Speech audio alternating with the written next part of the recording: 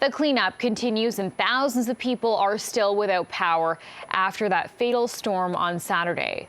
At least 9 people were killed across Ontario and Quebec. Powerful winds caused extensive damage throughout the Golden Horseshoe. Hydro utilities say damage to the power grid is extensive and complicated, meaning even as crews worked around the clock to make repairs, it could still be days before all those outages are resolved. And for more on the cleanup this morning, we go live to CP24's Beatrice Faisman. Bea?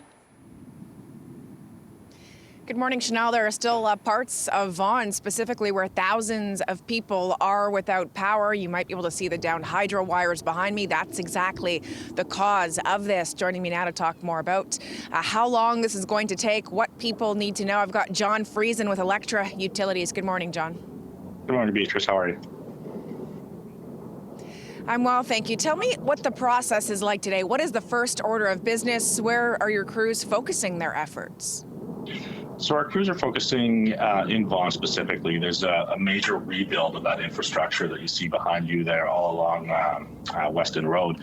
Specifically, those pole lines took a beating throughout this storm, and as such, once those poles are replaced, which is a great deal of effort, as you can see, there's a great number of them there, and they're all requiring replacement. And so that will be the focus of our efforts today, as well as parts of Mississauga and Aurora as well. But the Vaughan situation there is the one that's going to get a great deal of attention today. But our efforts will be ongoing throughout the day, as they have been throughout the night. For these folks here in this community in Vaughan, obviously they're frustrated that they've been without power. It's going on now 48 hours as we get closer to 1:30 in the afternoon. What do they need to know? How long is this going to take, John? Are they going to get power back today? Well, that's the hope. Again, power outages are less than desirable in any circumstance, but in situations like this, where it's a major weather event that caused this level of damage, we can certainly empathize with everyone that's currently without power right now. We're doing our very best to get everyone back up as quickly as possible. But again, the damage is substantial in some areas, and wherever possible, we were able to redirect customers to be able to get them on sooner while we repair the damage on some of these major lines like this. And so this is some of the more involved work that does take a little more planning and assessment, as well as additional resources such as vacuum trucks and that type of thing as well. I think anyone who loses power, John, wants to know what's taking so long. Are you bringing in extra resources to help try to speed this up? Are you encountering any delays or any challenges here on site and other sites across the GTA where your crews are working? Well, the biggest challenge in this one, Beatrice, was the volume of incidents. The storm ripped through our service territory all the way from Guelph, Hamilton, through to Peel region and hit York region pretty hard. And as you know, some of the other areas across the province kind of received the same damage that we did. But for us, it was a matter of reallocating resources to the most significant damaged area. And prioritize that work accordingly to see if we can reconnect as many customers as possible in short order, and then address some of the smaller situations that maybe weren't that critical.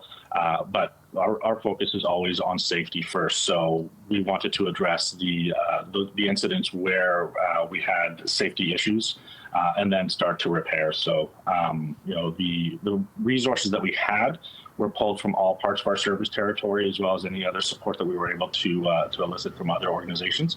But certainly we did allocate resources to the hardest hit areas. And I know you mentioned the hope is to get it back today. I don't want to make any promises to folks who might be upset if that doesn't happen. Is that the timeline, though, you're working towards by this evening? Is it a possibility that could drag out into tomorrow, John? Yeah, we picked up a great number of customers throughout the day yesterday and the night before as well, and then again overnight last night. So we're at about 4,500 customers currently across our service territory. Again, the majority is in Vaughan, about 3,200 customers there. we anticipate that we can re-energize most of those customers today. There might be a few outlying situations that require some extra attention, and trouble crews are fanned out across our service territory to address those. But our hope is to get everybody back up as soon as possible. So we did start listing some estimated restoration times, and hopefully we can keep to those, barring any unexpected hiccups that come along the way. I know it's going to be a busy day for your crews. John Friesen with Electra Utilities, thanks for your time this morning. Thank you so much, Beatrice. Appreciate it. So Chanel, there is quite a bit of work to do. I mean, it's quite clear when you see the damage, the poles literally tilting, dangling. Crews have a busy day ahead of them, but the hope, as John has been saying, by tonight, folks should hopefully have their power back.